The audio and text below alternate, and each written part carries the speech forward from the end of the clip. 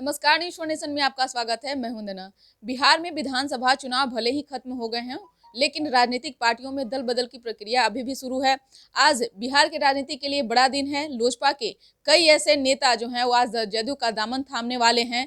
इस विषय पर लोजपा क्या कुछ कहती है, आइए हम बात करते हैं उषा विद्यार्थी जी से। पूर्व विधायक हैं और कद्दावर नेत्री हैं और काफी जानती भी हैं पार्टी के बारे में। हम इन्हीं से जानते हैं कि मैम की आज जिस प्रकार से लोजपा के कई विधायक हैं जो जदयू का दामन थाम रही हैं। रामेश्वर चौरसिया जो थे वो भी इस्तीफा दे दिए, वो भी पार्टी छोड़ करके अब जदयू का दामन थाम रहे हैं। इसको आप किस रूप में देख रही हैं? पार्टी को क्या आप लगता है कि ये टूट नहीं सकता है? देखो, क्या नाम बताया आपने? रामेश्वर चौरसिया। नहीं, आप अपना नाम क्या बताया? वंदना। हाँ, वंदना। ये क्या है कि जब हम राजनीति क्षेत्र में होते हैं और किसी विचारधारा से जुड़ जाते हैं और काम करने की इच्छा से जुड़ते हैं, राजनीति क्षेत्र में जो भी आए, भले ही वो किसी भी दल में रहता हो, थोड़ी भी उसके अंदर अगर काम करने की इच्छा है, काम करना इन द सेंस कि जनता का काम करना, सेवा करना, राजनीतिक क्षेत्र में हो, सामाजिक क्षेत्र में हो या अन्य क्षेत्रों में मदद करने की भावना अगर है तो राजनीतिक क्षेत्र में आते हैं।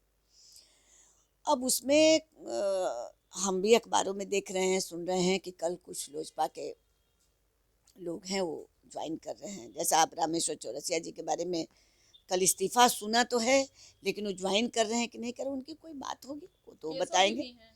तो केशव जी तो बहुत पुराने हैं और किसी कारण से अगर जा रहे हैं तो इससे देखो, इतिहास इसका गवाह है, लोग आते जाते रहते हैं, पार्टियां बनी रहती है। अब उसके नेता कैसे हैं, उसको कितना आगे तक बढ़ाने का प्रयास करते हैं।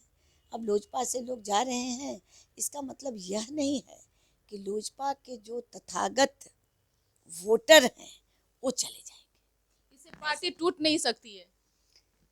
पार्टी तो टूटने का इतिहास रहा है, उससे क्या फर्क पड़ता है पार्टी को? कांग्रेस सबसे पुरानी पार्टी, क्या कांग्रेस नहीं टूटी? कांग्रेस आई, कांग्रेस में लगता था कि कभी वो सरवाइव ही नहीं करेगा, सरवाइव भी किया। भारतीय जनता पार्टी कभी नहीं सोचती थी कि हम 2 सीट से हम केंद्र में सरकार बना लेंगे, और आदरणीय प्रधानमंत्री नरेंद्र मोदी जी के नेतृत्व में इतना बड़ा काम हुआ, इतनी लोकप्रियता हासिल हुई, और कहाँ से कहाँ भारतीय जनता पार्टी पहुंच गई। आपकी अभी छोटी छोटी जो रीजनल पार्टियां हैं सब, सीपीआई है, ठीक है, अपने छोटे छोटे रूप में काम कर रहे हैं। इस बार जो जीत हासिल हुई, कोई सोचता ही नहीं था कि इस तरह से माले और सीपीआई के इतनी सीट आएंगी। इसलिए ये हम नहीं कह सकते हैं कि लोजपा के कुछ पुराने साथी दूसरे किसी दल में चले जाएंगे, इसका मतलब यह है कि लोजपा खत्म हो जाएगी। क्योंकि देखो, हम जो राजनीतिक क्षेत्र में 25-30 वर्षों से जो काम कर रहे हैं, उसमें नेता भी फिक्स हैं और वोटर भी फिक्स है। आप समझ रही हैं मेरे इशारा को? वोटर भी फिक्स हैं। कभी कभी कुछ नेता को तोड़ लिया जाता है कि मेरे यहाँ आ जाएंगे तो सारे वोट आ जाएंगे। आप छोड़ दीजिए किसी और की बात, आप लालू प्रसाद यादव का ही बात ले लीजिए। हमारे जो भारतीय जनता पार्टी में आ गए एमपी है हमारे रामकृपाल यादव जी, क्या लालू जी खत्म हो गए? हम उदाहरण के तौर पर आपको बता रहे हैं। रामकृपाल जी आ गए बीजेपी में, लोगों को लगा कि बड़ा एक सेटबैक होगा, बड़ा लोग हमारे साथ आ जाएंगे। आप वोट की गिनती करिए कि जिस प्रकार से चिराग पासवान चुनाव के समय में नीतीश कुमार को पटखनी देने का काम कर रहे थे, हर जगह उनके विधायकों को तोड़ने का काम कर रहे थे चुनाव के समय में, कि ताकि वो उनके वोटरों को अपने प्रति वो ये कर रहे थे, नीतीश कुमार के खिलाफ काफी बयानबाजी भी दे रहे थे। कहीं उसका तो बदला नहीं जदयू की तरफ से लिया जा रहा है? नहीं, देखो, माननीय मुख्यमंत्री नीतीश कुमार जी, ये बदला लेने की बात बड़े लोग नहीं सोचते हैं और सोचना भी नहीं चाहिए। और अब मैं तो यही कहूँगी कि चुनावी बातें ख़त्म करके सबको एक साथ मिलके बिहार के विकास की बात सोचनी चाहिए, बिहार में कैसे अमन चैन शांति रहे ये बात सोचनी चाहिए। बिहार में आए दिन जो दुर्घटना हो रही है, रेप हो रहा है, बलात्कार हो रहा है, महिलाओं की सम्मान कम हो रहे हैं, इस पर कड़ा से कड़ा कानून, कड़ी से कड़ी सजा की व्यवस्था होनी चाहिए कि जो महिलाओं का इज्जत प्रतिष्ठा बच सके। चलते चलते किसी की कोई गोली मार दे रहा है और किसी की हत्या हो जा रही है, लॉ एंड ऑर्डर बिगड़ता जा, इस पर हम लोगों को ध्यान केंद्रित करना चाहिए। हमारी एनडीए की सरकार बन गई है, हम अभी भी हम लोग लोजपा एनडीए की अभी पार्ट है, आदरणीय नरेंद्र मोदी जी का सम्मान करती है, अमित शाह जी का सम्मान करते हैं, हमारे राष्ट्रीय अध्यक्ष। लेकिन जो बिहार में तो कुछ नहीं बन रहा है मैम। बिहार में नहीं बन रहा है, लेकिन हम एनडीए के साथ हैं, सरकार के साथ हैं, केंद्र सरकार के साथ है, और केंद्र सरकार जो काम कर रही है उसको लेके हम जनता के बीच में जा रहे हैं कि भाई जो मेरी केंद्र सरकार की जो योजनाएं हैं वो फलीभूत हो, ब्लॉक में हो, अनुमंडल में हो, कहीं भी हो, तो उसके लिए हम लोग अनवरत काम कर रहे हैं। आज भी हम लोग लोजपा में हैं, चूँकि लोजपा से हम चुनाव लड़े हैं तो निश्चित रूप से हम लोजपा के साथ हैं। तो अभी भी वहाँ अभी देखिए कल हमारे ही क्षेत्र में पालीगंज में एक दुर्घटना हो गई रात में, और लड़का दूसरे जगह का मेरे क्षेत्र में हो गई, तो मैंने एसडीओ से बात किया, एसडीओ ने रिस्पांस भी लिया और उसको तमाम सुविधा जो सरकारी अनुदान दिया जाता था वो दिया गया। तो इस पर हम लोगों को अब ध्यान देना है कि कैसे और अच्छे से काम हो, कैसे लॉ एंड कहीं ना कहीं आपके इशारों से ऐसा लग रहा है मैम कि आप ये कहना चाह रही हैं कि अब नीतीश कुमार को और चिराग पासवान को एक हो जाना चाहिए, क्या लगता है? नहीं, देखो अब हमारे नीतीश कुमार को माफ कर देना चाहिए चिराग पासवान को? नहीं, कोई किसी की माफ़ी और कोई ये करने का बात नहीं। अब मुख्यमंत्री जी बड़े हैं तो अ, थोड़ा बड़प्पन दिखना चाहिए कि जो बातें हो गई चुनाव में। उपेंद्र कुशवाहा जी भी तो चुनाव लड़े थे, तो उपेंद्र जी कुशवाहा जी तो जाके बैठ के चाय पी रहे हैं। तो ये चीज़ देखो राजनीति में नहीं होता है, चुनाव अपने जगह पर है, आइडियोलॉजी अपने जगह पर है, और सम्मान और जो व्यक्तित्व है इसी से निखरता है कि हम कितना नीचे स्तर तक जा सकते हैं। इसलिए राजनीति में जितना बड़ा दिल रखेंगे लोगों के लिए उतना ही अच्छा होता है, लोग अच्छा समझते हैं। आप चाहती हैं कि चिराग पासवान और नीतीश कुमार एक हो जाए? मैं क्यों नहीं चाहूँगी, मैं तो अभी भी कह रही हूँ कि रहेंगे तो बिहार का विकास होगा। बिहार में एक साथ मिल के हम लोग काम करेंगे तो दूसरे जो बिहार का विकास नहीं चाहते हैं, बिहार को आगे नहीं जाने देना चाहते हैं, वैसे वर्ग भी है, तो उनमें मजबूती नहीं, उनमें कमजोरी आएगी।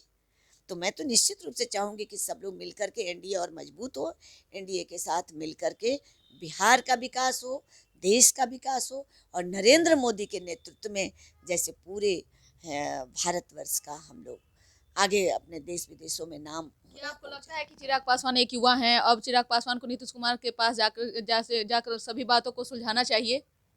आप इस विषय पे बात करेंगे चिराग पासवान से? अब देखिए वो तो चिराग जी अपना क्या करेंगे वो बताएंगे कि उनकी सोच क्या है। मैंने अपनी सोच को बताया कि ऐसा होना चाहिए। बड़े जब होते हैं और कुछ छोटे कभी कभी गलतियां कर देते हैं तो निश्चित रूप से हम लोग उसको नज़रअंदाज करते हैं।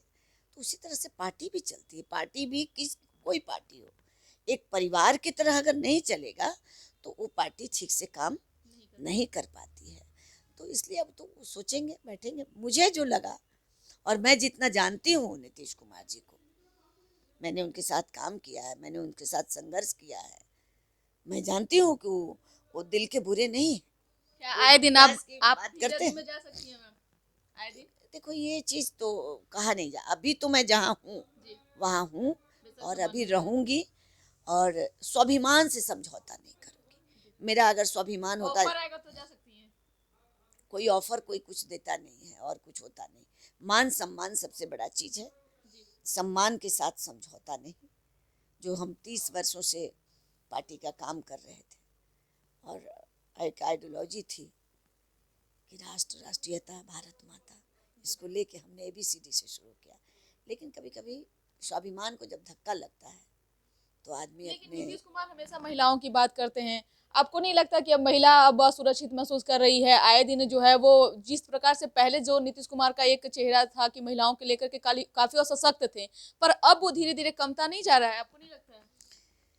देखिए निश्चित रूप से कम रहा है। आप देखो ना घटनाएं कितनी ज़्यादा घट रही है, बलात्कार की घटनाएं तो इतनी हो रही है, और केवल बलात्कार की नहीं, उसकी हत्या, उसका निर्मम हत्या, उसके साथ दुराचार, और उसके बाद इस कोर्ट की लंबी कतार। अभी कल ही के अखबार में देखे कि एक बच्ची के साथ किसी प्रिंसिपल ने तो जाकर उसको फांसी की सजा हुई है। तो आप लोग भी उसको प्रचारित करिए कि जो सामने जो कुकृत्य करने वाला व्यक्ति है, चाहे वो मास्टर हो, प्रोफेसर हो, स्टूडेंट हो, या काम करने वाला व्यक्ति हो, उसको लगे कि मेरी भी जान जा सकती है, मेरी भी मृत्यु हो सकती है, फांसी की सजा। अब फांसी की सजा हुई तो छोटा सा कॉलम में निकल गया, नहीं, इसको भी प्रचारित होना चाहिए। तो इन सब चीज़ों पर भी मुख्यमंत्री को ध्यान होना चाहिए और त्वरित कार्रवाई हो। जो आदरणीय, मैं तो महिला आयोग में भी रही हूँ, जो भी कानून हमारे प्रधानमंत्री जी बनाए, इस तरह के रेप के केस को, जो नाबालिग बच्ची के साथ हो रहा है, पैक्सो एक्ट जो लग रहा है, उसको त्वरित कार्रवाई करते हुए उसको पनिशमेंट होना चाहिए, तुरंत फांसी होनी चाहिए। अगर इससे भी नहीं रुकता है तो कोई और नए कानून आने चाहिए जिससे कि तुरंत उसको पनिशमेंट हो आने वाला दिन में। नहीं तो आप ठीक है, शिक्षा जगत में काम कर रहे हैं, बच्चियों को पढ़ने आने के लिए आपने काम किया, लेकिन बच्चियां जब असुरक्षित होंगी तो उसके अभिभावक तो नहीं जाने देंगे। अब लेट नाइट, अभी पहले खूब शाम तक 8 बजे तक कोचिंग चलता था, अभी तो भय क्रांत है लोग कि 8 बजे तक हम कोचिंग में कैसे भेजें, या भेजे तो फिर किसी के साथ भेजें। तो इन सारे पहलुओं पर मुख्यमंत्री जी को ध्यान देना चाहिए। हमारी उप मुख्यमंत्री रेणु देवी बनी है, मैं तो एक दिन उनसे मिलकर कहने वाली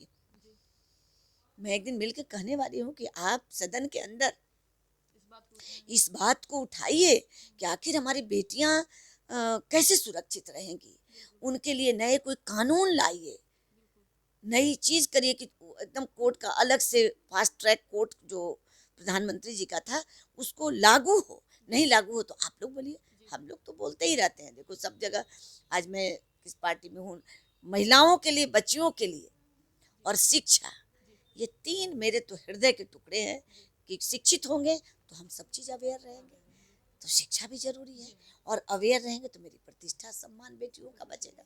इसके लिए मैं रेणु देवी से मिलूंगी और मिल करके उनको एक आवेदन दूंगी कि भाई अगले सत्र में आप इसको उठाइए कि आखिर इस बलात्कार की घटना कैसे रुके और कैसे उसको हम लोग रोकें। ये अपनी मन की बात को कहा भावना, बाकी तो अब आगे देखो क्या होता है राजनीति। जी बिल्कुल। तो ये थी उषा विद्यार्थी जी, और ये प्रोफेसर भी रही हैं और काफ़ी अनुभवी भी हैं। इन्होंने अपने ओपिनियन बताया, कहा साफ तौर से कि जिस प्रकार से नेता लोग आते हैं पार्टी में और अगर चले भी जाते हैं तो उससे पार्टी पर कोई प्रभाव नहीं पड़ता है। हालांकि कहीं ना कहीं अब जेडीयू और लोजपा के प्रति जो दूरियां बनी हुई है उसको ये अब कम करना चाहती हैं कि अब नीतीश कुमार चिराग पासवान को माफ कर दें और बिहार के विकास में आए दिन एनडीए जिस मजबूती से बिहार का विकास का काम कर रही है तो वो विकास का काम करे। साथ ही साथ महिलाओं पर भी इन्होंने बताया कि जिस प्रकार से अभी महिलाओं के साथ में जो बलात्कार हो रही है, महिलाएं असुरक्षित महसूस कर रहे हैं, तो इसको लेकर के हम डिप्टी सीएम रेणु देवी से खास करके मिलेंगे और उनसे मेरी यही रिक्वेस्ट रहेगी, उनको आवेदन तक के देने की भी बात कही है और उन्होंने ये भी कहा है कि इस बात को उठाएं ताकि आए दिन जो घटनाएं घट रही है वो कम हो और बिहार में जिस प्रकार से बेटियां सुरक्षित थी, जिस प्रकार से आगे बढ़ रही थी, उनमें कोई रुकावटें या बाधा न बन सके। इस खबर में बस इतना ही। आप देखते रहिए न्यूज़ फॉर नेशन। धन्यवाद।